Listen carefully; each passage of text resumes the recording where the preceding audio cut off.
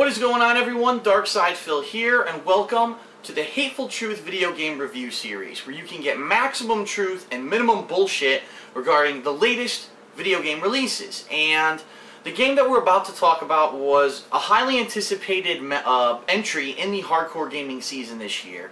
A game that I was actually personally excited to get my hands on ever since I played a little bit of it at E3 earlier this year in June. And this is a game that really there seems to be a lot of differing opinions on it. And let me kind of elaborate here. The game at very first glance appears to be almost a ripoff of another very popular franchise, but at the same time has some unique twists and things in it that make it a little bit different. It's a game that some people seem, for whatever reason, to be saying that this is a game that's meant to be considered a serious game and to be played competitively, while there's a whole other school of people that are saying, no, really it's not, but it's actually a fun game when you look at it for what it is for itself. So there is this division of people who are talking about this game. Now, I personally, I feel, have a unique perspective to talk about this game because I used to be a pro fighting game player. So I know what it's like to play video games, fighting games in particular, at a high level. I know what's required. I know what's considered a more highly viewed kind of style of gameplay to be in a competitive environment. So what we're going to do is we are going to review PlayStation All-Stars Battle Royale. And what we're going to do is talk a lot about the different aspects of it. First, we're going to consider it just as a game in itself. Then we're going to really talk a little bit about the controversy surrounding, is it a game that could be considered competitive or not. Then we're going to talk about what I like, what I don't like, and then we're going to give it a review score. So, PlayStation All-Stars Battle Royale. What it attempts to do is very similarly to what Nintendo did very successfully in their series Super Smash Bros., is make a game that is a 4-player battle style game. You can pick any of 20 characters from PlayStation exclusive franchises and a few that really aren't PlayStation exclusive, such as Tekken, BioShock, and stuff like that, and you put them into this battle arena. A mishmash. It's almost like a dream matchup of what if all of your favorite PlayStation characters got into this crazy situation where they're all fighting each other. And that's pretty much the premise of the game. There's no explanation behind it. There's no real reasoning for these guys to be fighting each other. It's just some crazy dream match style tournament.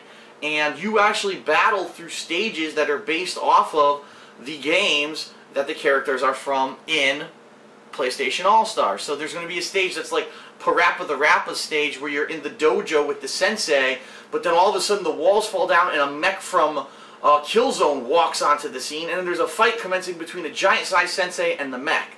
So yeah, that's the kind of crazy stuff that happens in PlayStation All-Stars, and it happens pretty much on every single stage. You have a mishmash of different things intersecting with each other, which could be pretty crazy and cool. So, 20 characters are selectable from the get-go, just so you know. And there is actually some reports that there will be at least 2 free DLC characters coming in the future. So that's a pretty widespread and lengthy selection for a brand new franchise that's supposed to be a fighting game. And that's a lot of stuff to master. So what is the gameplay like, essentially? How do you play PlayStation All-Stars Battle Royale? Well, first of all, there are multiple game modes, okay? Just so you know, there's an arcade mode, which is very similar to traditional arcade modes in fighting games, where you're going to go against a series of AI-controlled opponents. There's actually a story involved for every single character. For example, Nathan Drake finds these pages of what seems to be a treasure map, goes out seeking this treasure, actually has a rivalry battle with Sly Cooper during the course of the story campaign, and then at the end, after killing the final boss, ends up finding out that he got this mystical power that allows him to do cool stuff, and actually allows the plane that he and Sully are flying in to like take off like a jet, okay? So that's kind of the gist of what the stories are like in the arcade mode. They're very short, very few frames, they're not even moving like animated 3D or anything, it's just still frames of hand-drawn art. They did actually get the voice actors of the characters from the games to be in the game, which is awesome. So you got Nolan North and as the voice of Nate. You've got the people who did voices for Sly and such. Ratchet, the Cole from Infamous 2, the voice actor is the voice actor for the Cole in this game. So it's pretty neat for the fact that you can actually actually play through a little bit of a mini story for each character. That being said, the stories are extremely short, so it's really just kind of a throwaway, because like I said, this is a dream match. This didn't actually happen in the canon universe of all these games. The arcade mode is kind of boring and repetitive, and the reason I say that is, even on the all-star difficulty, which is the highest difficulty selectable, the computer's really stupid. It really doesn't do much at all intelligent kind of gameplay against you, and a lot of the times what it ends up being is you're just repetitively trying to build up super, so you can end up doing like a level 3 team, a level 3 super, and just kill everyone, and then you win.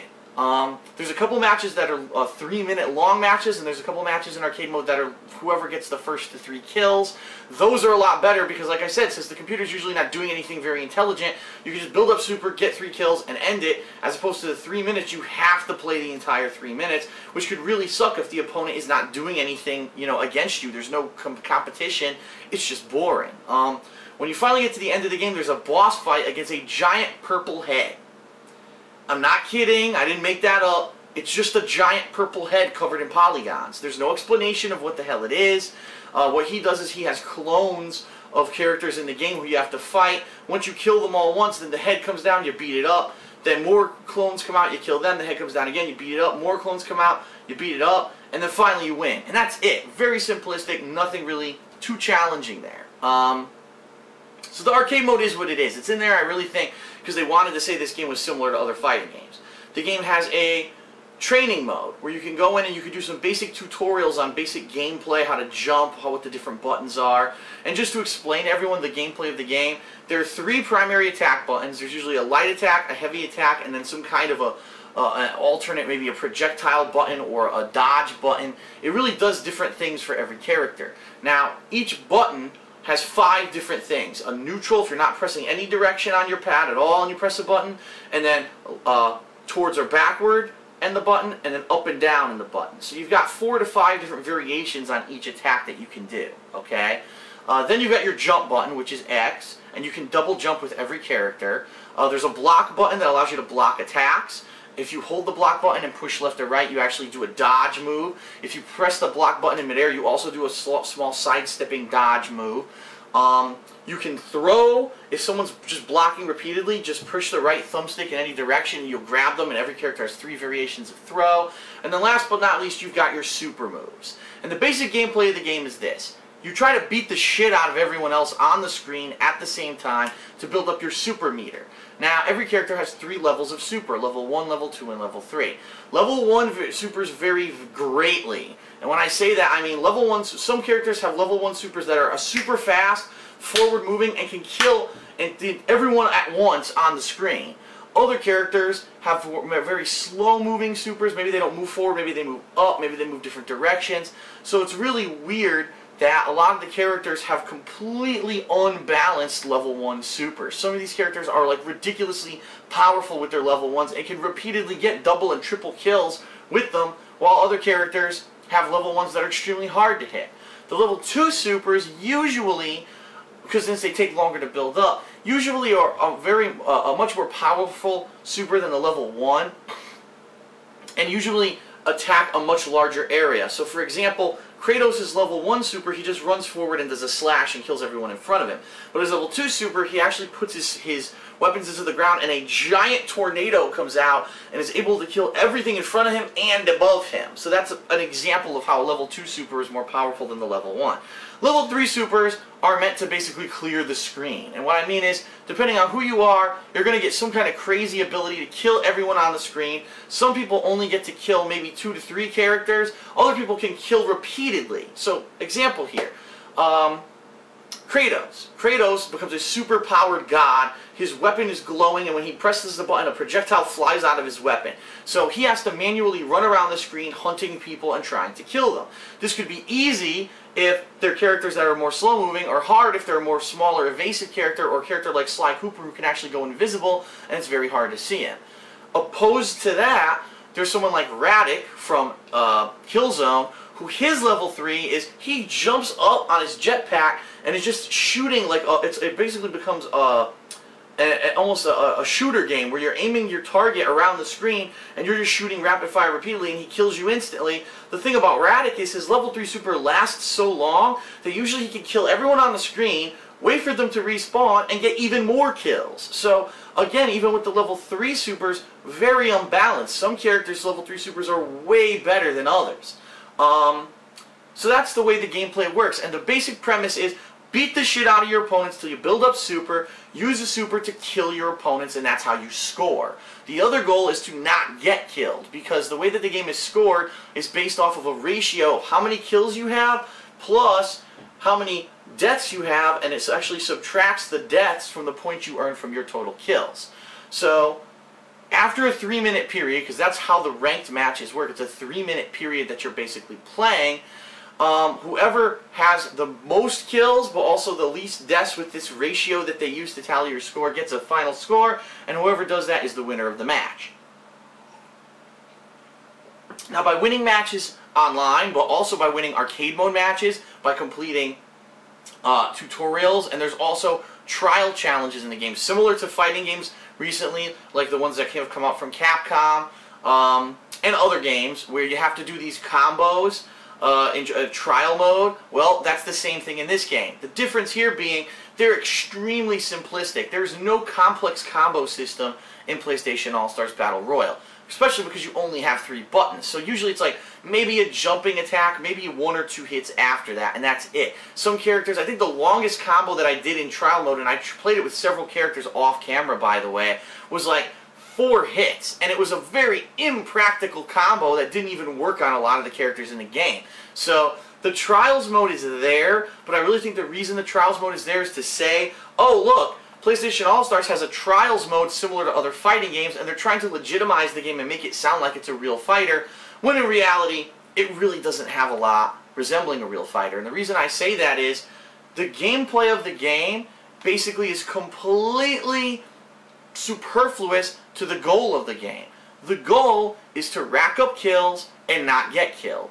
So whether or not you know giant combos and you know which move to do in which situation, all you're ever going to want to do is try to build up super as quickly as possible, line up a couple enemies, use a super that hopefully is kind of overpowered, and kill multiple enemies at once. And so there's a lot of people who really, when you watch a match or you're playing in a match, they're really just mashing buttons. They've got Kratos and they're just mashing square, because guess what? Kratos' standard just square attack is one of the best attacks in the game, has amazing range, is very quick, and builds up a lot of super meter. Now there are other characters who don't have that advantage. They're slower moving, and it takes them quite a while to build up super. So right off the bat, you can tell after 5 minutes of gameplay that there are certain characters that are way better than others when it comes to winning.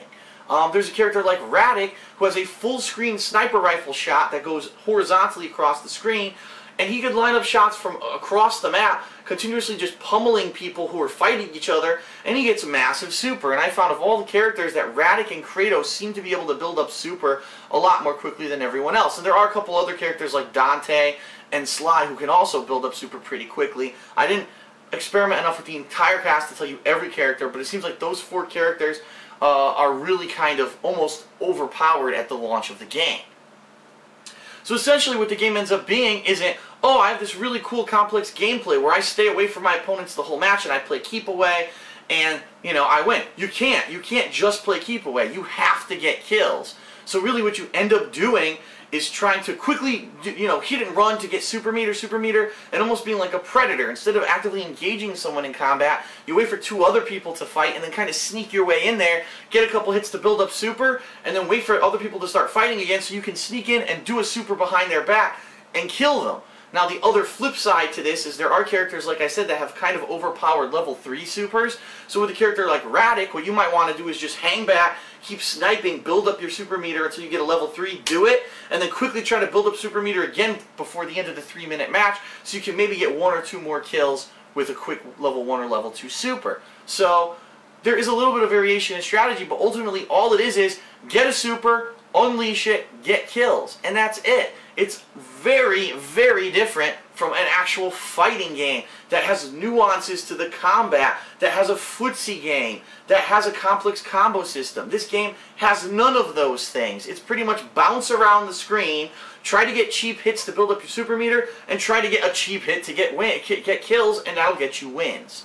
Now, as you actually progress in the game, meaning no matter what you do in the game, you earn experience points, and as you earn these, you level up your character and you get unlocks. So you can unlock a background, an icon, you know, these things that you see when you go online. You can also unlock alternate outfits for your characters, and I'm trying to remember if there's anything else that unlocks. Oh yes, there's also these things called minions, which they're little mini dudes that show up next to your character while they come out to pose, or if they win a match when they're posing. But also, if you do like a cool triple kill super, where you do a super that kills all 3 other characters at once, they show up on the screen for a second.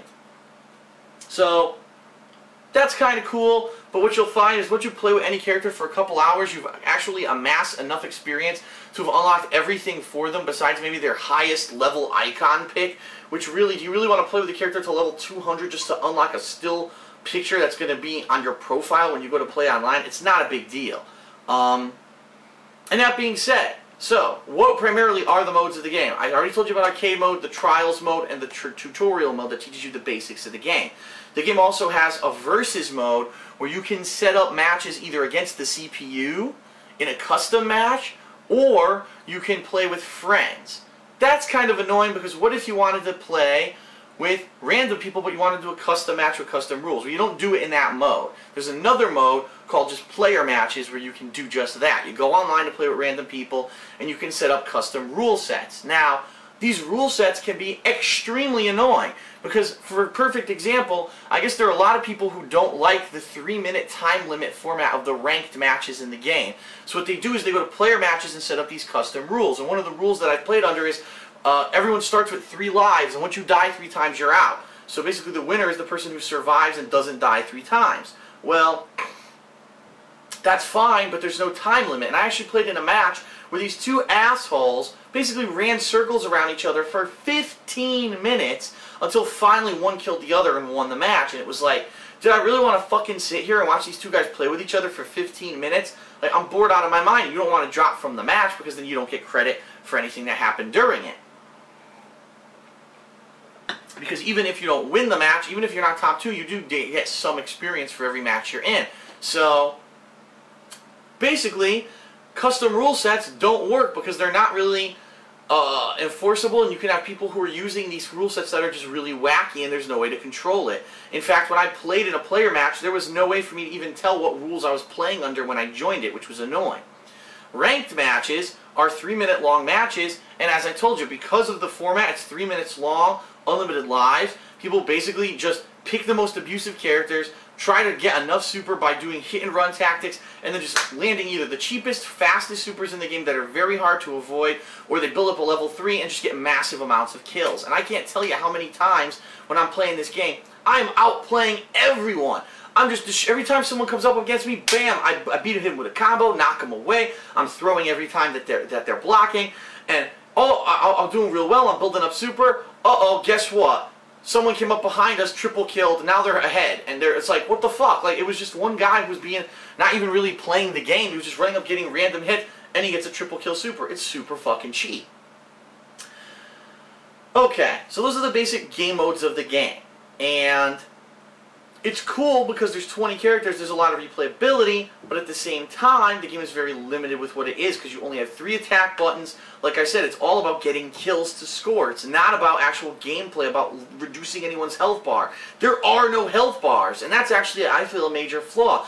If you just spawned, the second your invulnerability runs out, if someone hits you with a super, you die. So you just died, respawned, and you can die again. There's no health bar like a traditional fighting game to take down before you die, and it's really annoying. Like, that's not how a fighting game is played. No fighting game has ever been like that. The one game, obviously, everyone draws parallels to with PlayStation All-Stars is Smash Brothers. And let me tell you something. Smash Brothers was a game that when Nintendo made it, did not intend it to be a competitive fighting game. I mean, let's take a look. Smash Brothers, similarly to PlayStation All-Stars, has items that may be overpowered. It has characters that are drastically worse than others.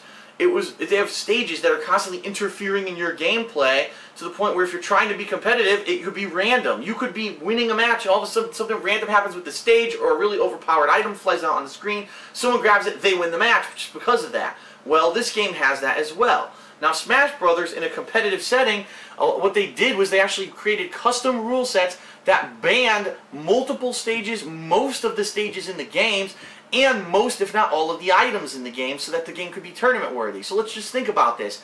A game that's at its core is meant to have these cool, wacky stages that interact with you and have these items, needs to have all this stuff disabled in order to be competitive. Then the game probably isn't supposed to be competitive. And I could say the same thing for PlayStation All-Stars. There's some of these stages that will fuck with you. You'll be ahead, and then all of a sudden, Hades will stun 3 out of the 4 characters randomly, and you're like, oh shit, and then one person gets a triple kill because of it. It's completely cheap and random. In the same way, there's items in the game that you can... someone might have a level 3 and they're ready to activate it, you hit them with an item and it sucks the super level out of them. Now they're fucked, and it was only because that item randomly generated and you were able to grab it that happened. Again, not something you would put in a competitive game, okay? Now, what I want to tell you about is what I like and what I dislike about the game. I really do like the fact that there's 20 characters right from the get-go. A lot of them play completely differently. Some of them are like keep-away characters. Some of them are more rush-down characters. Some of them are slower but more powerful. So there is a variety in the gameplay. Of course, the problem being, it doesn't matter because the game's not about the actual combat gameplay. It's just about finding a cheap way to build up levels so you can get a cheap super off. I do like the fact that they tried with these modes, like arcade mode, trials mode. It was nice that they put that in there, but at the core it really just feels superfluous. Once you play arcade mode with one character, you've essentially played it with all of them, and it's extremely boring and repetitive because of the 3-minute time limit that they put on the first several matches, where the AI is just so stupid, you're just literally beating the shit out of it while it stands there, and when you're doing that for 3 minutes, that's not very fun, okay? There is online play, as you know. Like I said, there's player matches, ranked matches. And it's fun to a point, okay? It's fun. A positive is that, okay, if you just go into this game with the mindset, it's a fun party game. I either want to just play it with 3 of my friends, or I want to jump online and just fuck around and have fun. And it's fun to have this dream match scenario where Sly Cooper is fighting Sackboy, because where else can you see that? That's a cool aspect of the game. But after a couple hours, a couple days of playing it, it kind of wears off, and you're like, okay, I'm looking for more. Maybe I'm looking to play the game on a higher level. Maybe you're looking to find more complex gameplay. And honestly, you're not going to find it with PlayStation All-Stars. That's not the kind of game that they've designed here, okay? One major positive for me that I do want to let everyone know, if you buy the game at retail, it actually is a cross-buy game. So that means you can actually buy this game for PlayStation 3 and you get it for free on the PlayStation Vita. And I've been playing it both on my PlayStation 3 and off camera on my PlayStation Vita. And that's why a lot of the things that I've talked about, like Trials mode and the tutorial and arcade modes that I didn't record, I actually did play off camera. And that's why I know a lot more about it than I've recorded, okay? What don't I like about the game?